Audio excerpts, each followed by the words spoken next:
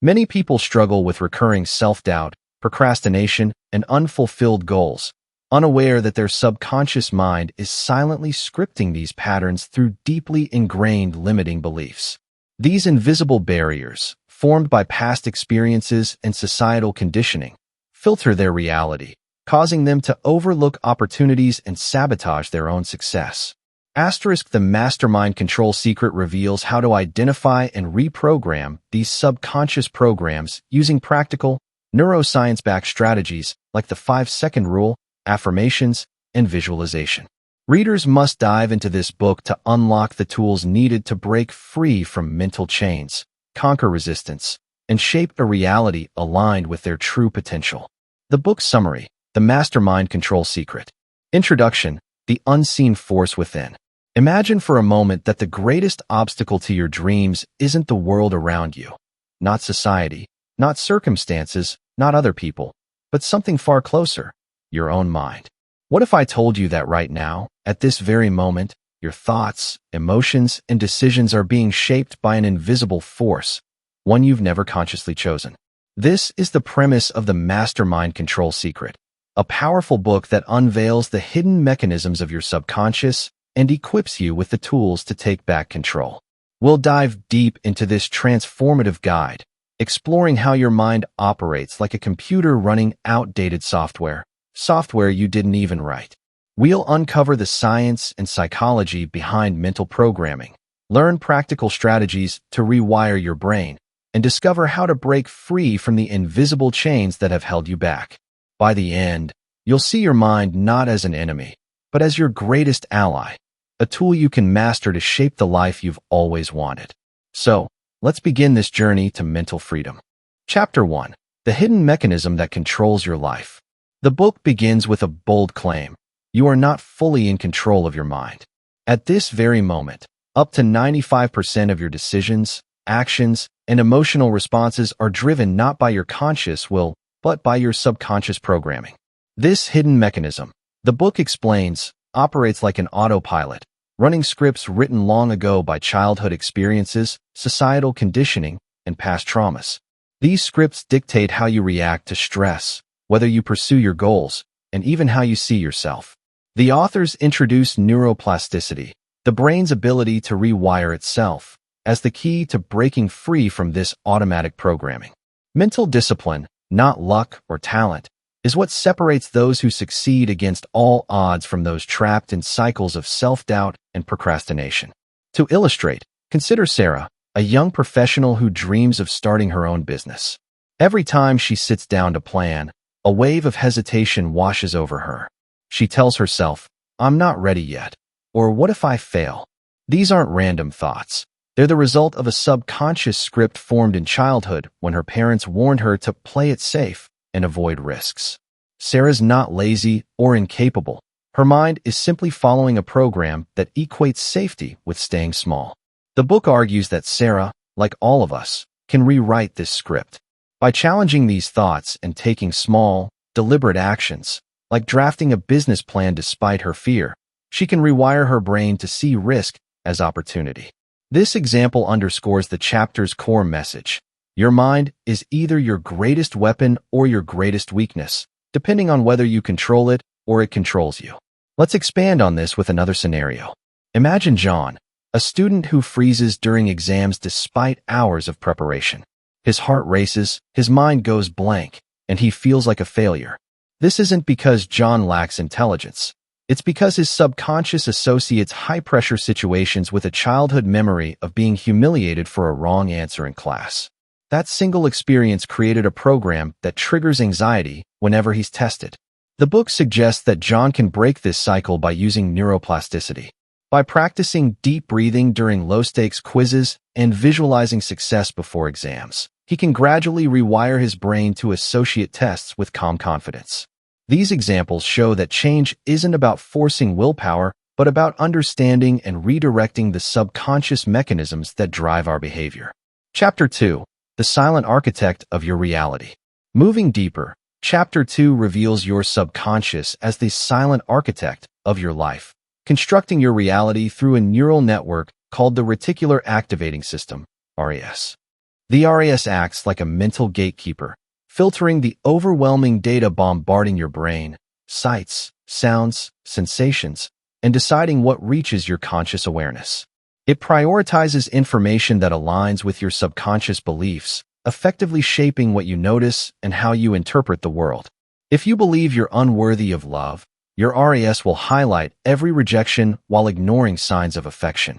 If you think success is out of reach, it will focus on obstacles, blinding you to opportunities. This isn't superstition, it's neuroscience, and it explains why your reality feels so real, even when it's just a reflection of your internal programming. The book offers a classic example. When you buy a new car, you suddenly notice that model everywhere.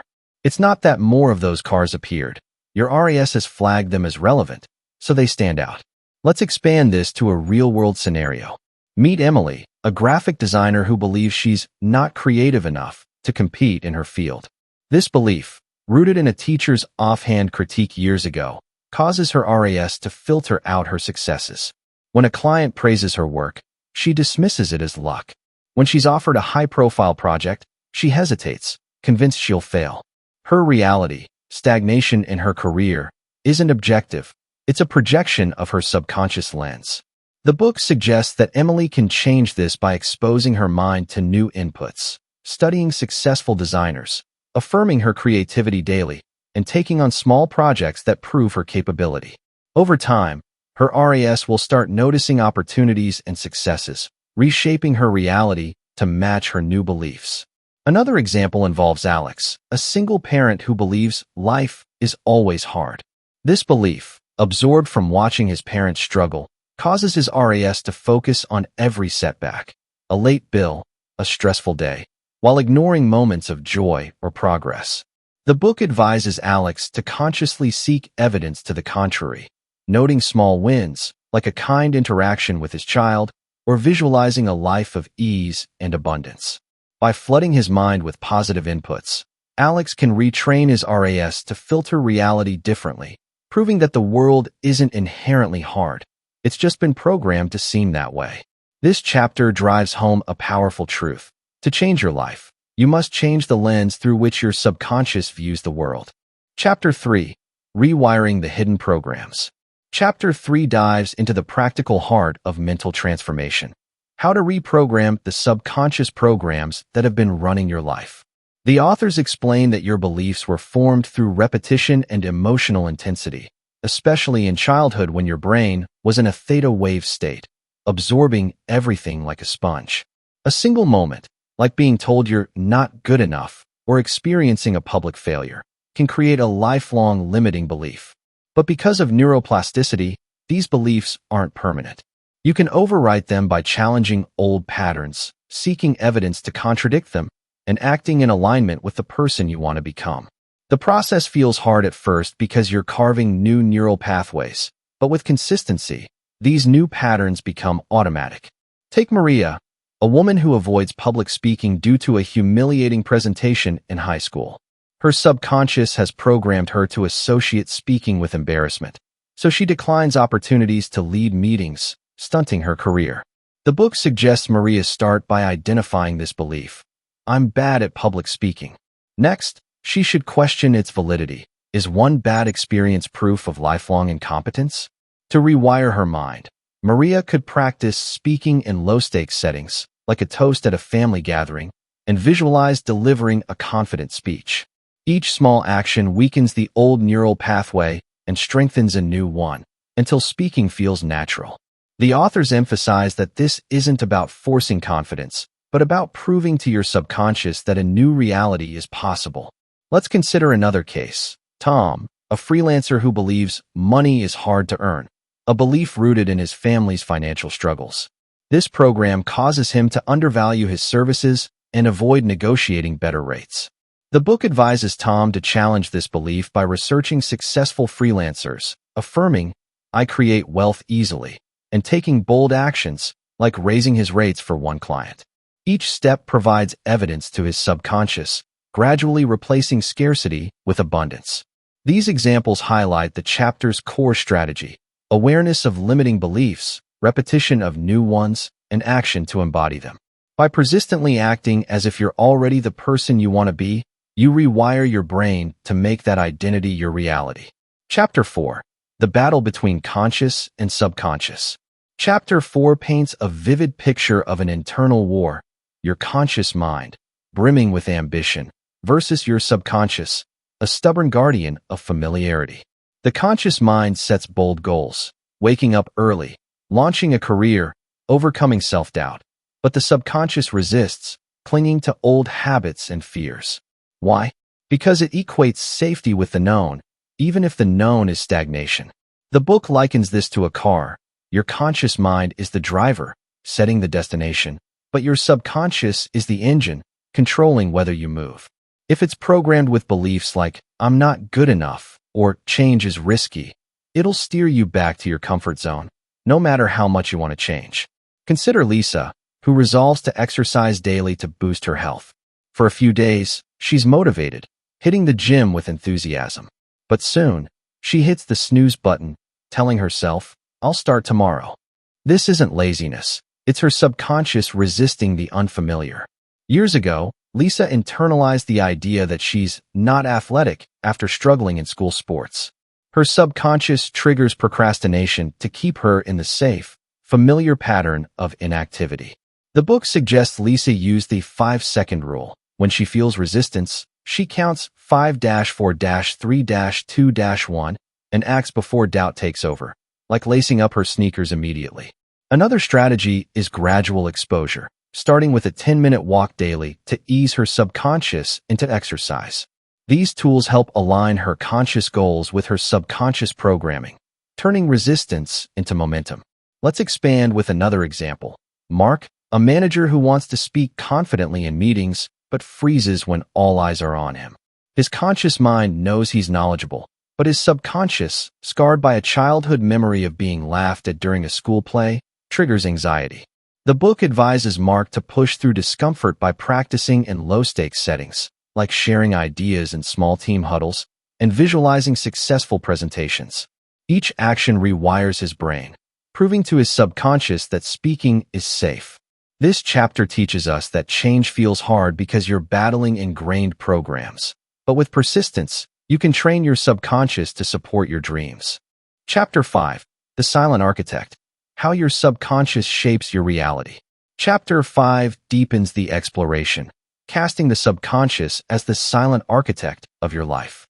It doesn't just store memories. It actively constructs your reality through the reticular activating system, RAS, a neural filter that decides what you notice. If you believe money is scarce, your RAS highlights every financial struggle and blinds you to opportunities. If you think relationships are doomed, it steers you toward people who reinforce that belief. This isn't magic, it's neuroscience. Your subconscious projects your internal beliefs onto the external world, creating a self-fulfilling prophecy.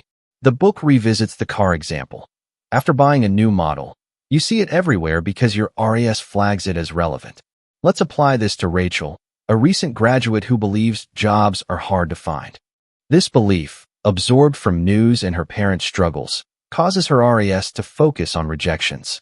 When she applies for roles, she overlooks positive feedback, like a recruiter's encouraging email, and fixates on silence from employers. Her reality, unemployment, mirrors her subconscious lens. The book suggests Rachel reprogram her mind by exposing it to new inputs. Networking with employed peers, affirming, "I attract great opportunities," and visualizing landing her dream job. Over time, her RAS will notice openings and connections, shifting her reality toward abundance. Another scenario involves Priya, who believes, "I'm not lovable," after a string of painful breakups. Her RAS filters out compliments and kind gestures, focusing instead on slights, reinforcing her loneliness. The book recommends Priya practice emotional intensity, vividly imagining a loving relationship while feeling joy, and repeating affirmations like, "I am worthy of love." By flooding her subconscious with positive beliefs, she can retrain her RAS to notice affection, opening her to healthier connections. This chapter underscores that your external world mirrors your internal programming. Change the blueprint, and reality follows. Chapter 6. The Invisible Chains. How hidden beliefs keep you stuck. Chapter 6 introduces a haunting metaphor. Your mind is bound by invisible chains, subconscious beliefs formed in childhood that dictate your potential. These beliefs, often inherited from parents, culture, or early experiences, aren't yours by choice, yet they control your confidence, success, and happiness. A single comment like, "You're not smart enough," or a moment of rejection can forge a chain that limits you for decades. The book stresses that these chains create a mental prison, convincing you to settle for less because you've been conditioned to believe it's all you deserve. Take Jamal, who avoids leadership roles because, as a child, his teacher called him too shy. This belief became a chain, causing him to shrink in group settings, even though he's skilled and respected. His subconscious reinforces this by triggering self-doubt whenever he's offered responsibility. The book advises Jamal to identify this belief and question its truth. Is one teacher's opinion fact? He can break the chain by acting against it, volunteering to lead a small project, affirming, "I am a natural leader," and seeking evidence of his influence, like positive colleague feedback. Each step weakens the old belief, freeing him to step into his potential. Another example is Sophia, who struggles financially, believing money is hard to come by, a program instilled by her parents' constant budgeting woes. Her subconscious sabotages her by making her undervalue her work or avoid investments. The book suggests Sophia trace this belief's origin, challenge its validity, and replace it with, "I create wealth effortlessly." By negotiating a raise or studying successful entrepreneurs, she provides her subconscious with new evidence, dismantling the chain of scarcity. This chapter is a call to awareness. Your limitations are illusions, and by questioning and replacing them, you can escape the mental prison and claim your power. Chapter 7. The War Within, Conquering Mental Resistance and Self-Sabotage. Chapter 7 thrusts us into the heart of the mind's war, where your desire for growth battles the subconscious's obsession with safety. Resistance, manifesting as procrastination, overthinking, or self-doubt, isn't a flaw. It's a survival mechanism. The subconscious clings to familiarity, even if it's painful, because the unknown feels like a threat. The book explains that self-sabotage, like returning to toxic relationships or delaying life-changing opportunities, stems from this need for predictability. To win, you must rewire your subconscious to see change as safe, using strategies like reframing fear as a growth signal, gradual exposure to discomfort, and shifting your identity to align with your goals. Consider Anna, who dreams of writing a novel but procrastinates, telling herself, "I'm not ready." This stems from a childhood fear of criticism after a teacher mocked her story. Her subconscious equates writing with rejection, triggering delay to keep her safe. The book suggests Anna use the 5-second rule. When inspiration strikes, she counts 5-4-3-2-1 and writes one sentence, bypassing hesitation. She can also practice gradual exposure by journaling daily, making writing familiar. By affirming, "I am a fearless writer," Anna shifts her identity, weakening resistance. This example shows that resistance isn't a stop sign. It's a sign you're expanding, and action is the key to pushing through. Let's expand with another scenario. David, a salesman who avoids cold calls due to self-doubt from a past rejection. His subconscious whispers, "You'll fail again," paralyzing him. The book advises David to reframe fear as excitement, noting that both feel similar physically. By making one call daily and visualizing successful pitches, he trains his subconscious to see sales as safe. Affirming, "I am a confident closer," rewires his identity, making boldness natural. This chapter empowers us to see resistance as a temporary hurdle, conquerable through persistent, small actions that reprogram the mind. Chapter 8. The Subconscious Battlefield, Reclaiming Your Mental Territory. Chapter 8 frames the mind as a battlefield where fear and courage clash, with the subconscious as a silent saboteur, erecting invisible barriers. These barriers, memories of failure, rejection, or embarrassment, keep you from stepping into your potential. The book debunks the comfort zone as a mirage, promising safety, but delivering stagnation. Growth lies in discomfort, and reclaiming your mental territory requires flooding your mind with new beliefs, facing fears daily, and adopting a new identity. The subconscious, loyal to its programming, can be retrained to serve you, not sabotage you, through repetition and action.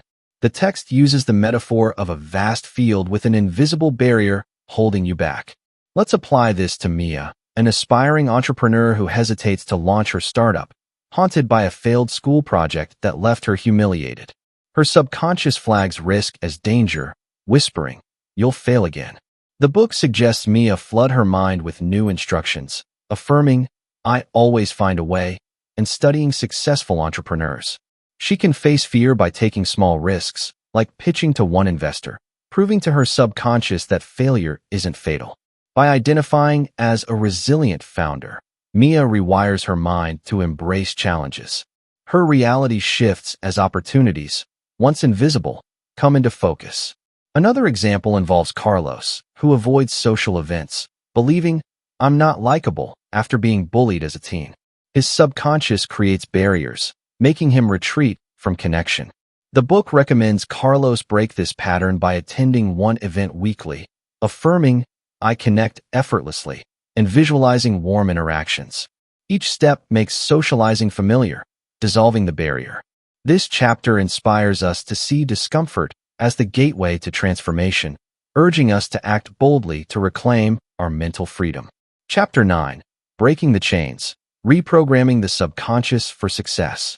Chapter 9 offers a blueprint for breaking the mental chains of limiting beliefs, emphasizing three principles: awareness, repetition, and emotional intensity.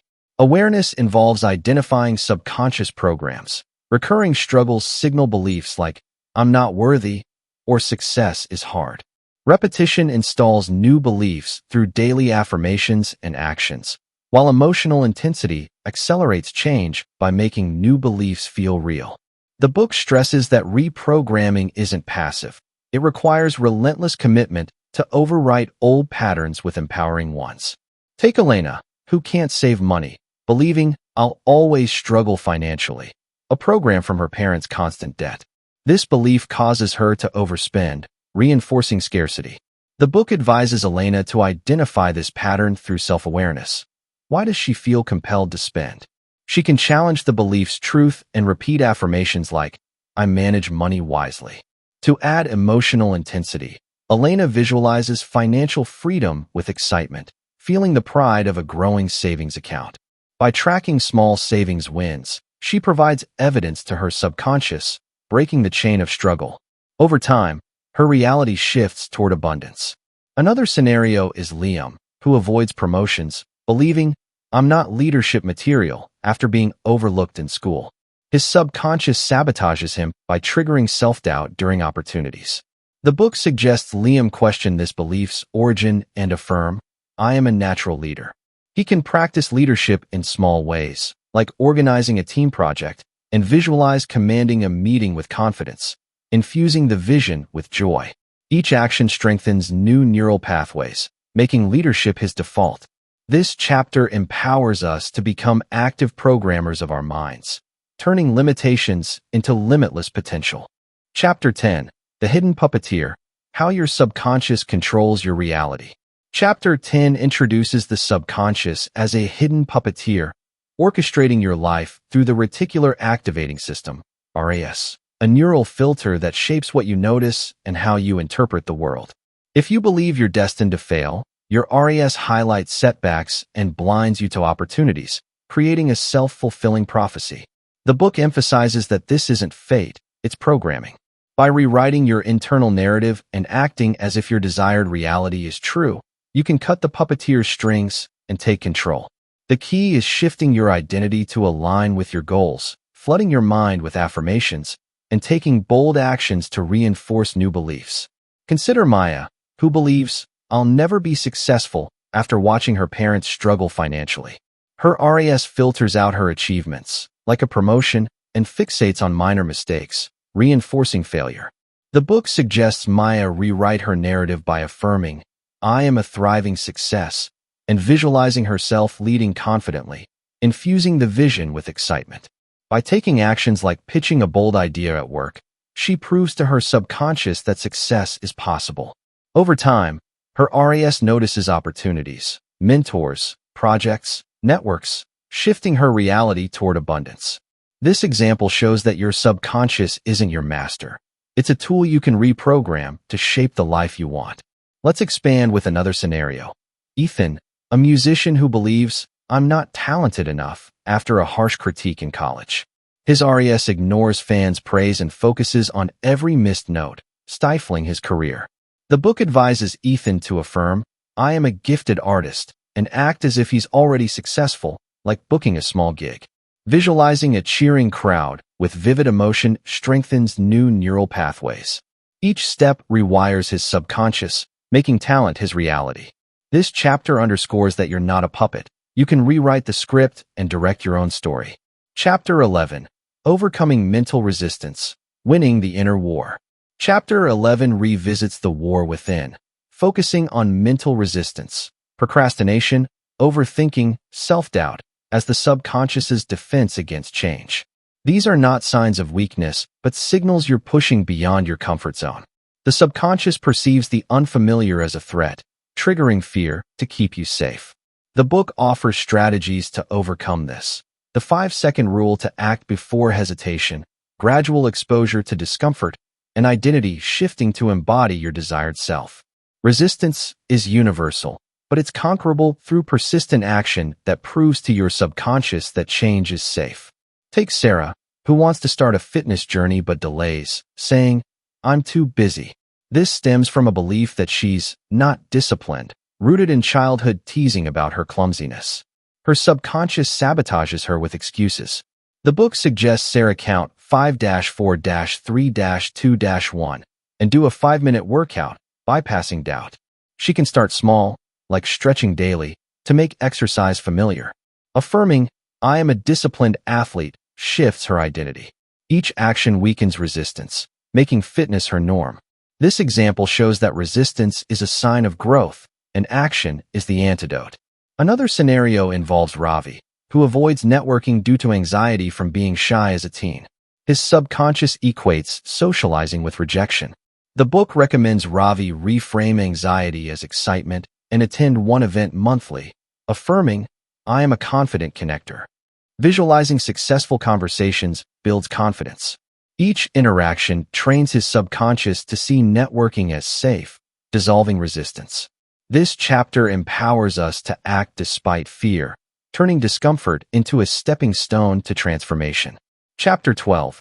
Escaping the Invisible Prison, Breaking Free from Limiting Beliefs.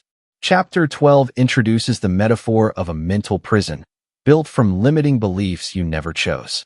These beliefs, formed in childhood from parents, teachers, or society, convince you to settle for less confidence, less success, less happiness. The book stresses that this prison is an illusion.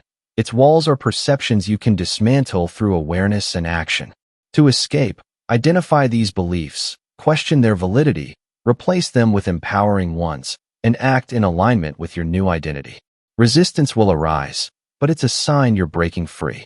Consider Aisha, who avoids public speaking, believing, "I'm not articulate," after stuttering in a school debate. This belief jails her, limiting her career. The book advises Aisha to trace this belief's origin and challenge it. Does one moment define her? She can affirm, "I am a powerful speaker," and practice in small settings, like a team meeting. Seeking feedback from colleagues provides evidence of her skill, weakening the prison walls. Each step aligns her actions with a new identity, freeing her to shine. This example shows that your limitations are not facts. They're stories you can rewrite. Another case is Noah, who believes, "I'll never be wealthy," from growing up in poverty. His subconscious keeps him stuck, avoiding investments or raises. The book suggests Noah question this belief and affirm, "I create wealth easily." Studying wealthy role models and saving small amounts builds evidence. Acting as a financially savvy person, like negotiating a contract, breaks the prison's hold. This chapter inspires urgency.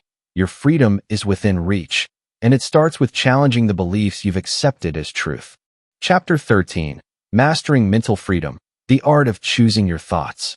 Chapter 13 brings the book's teachings to a crescendo, defining mental mastery as the ability to choose your thoughts, direct your focus, and act despite fear. It's not about silencing emotions, but observing them with detachment and responding with intention. The book advocates daily rituals, visualization to program your subconscious, intentional self-talk to reinforce new beliefs, and guarding your focus from distractions like negative media. Mental freedom is a lifelong practice, requiring discipline to maintain an unshakable mind, immune to doubt or chaos, where you live as the master of your destiny. Take Zoe, who struggles with anxiety, believing, "I'm always overwhelmed," from a chaotic childhood. Her subconscious amplifies stress, clouding her focus. The book suggests Zoe practice visualization, imagining a calm, confident day with vivid detail. Daily affirmations like, "I am in control," and limiting news exposure protect her focus. Acting calmly, like pausing to breathe during stress, reinforces her new identity. Over time, Zoe's mind becomes a sanctuary, not a storm. This example shows that mental mastery is built through consistent, intentional choices. Another scenario is Layla, who feels stuck in her career, believing, "I'm not enough," after repeated rejections. Her subconscious fuels self-doubt. The book recommends Layla visualize leading a successful project, affirm, "I am capable," and focus on skill building over criticism. Taking small leadership roles proves her worth, crafting a mind resilient to setbacks. This chapter inspires us to see mental mastery as freedom, freedom to choose your thoughts, shape your reality, and live unbound by the past. Conclusion: the power to shape your reality. As we close this journey through how to control your mind, the Mastermind Control Secret, let's reflect on its core message. Your mind is not your enemy. It's your most powerful tool. The book reveals that your subconscious, shaped by past experiences, filters your reality and dictates your life's trajectory. But through awareness, repetition, and emotional intensity, you can reprogram it to align with your highest aspirations.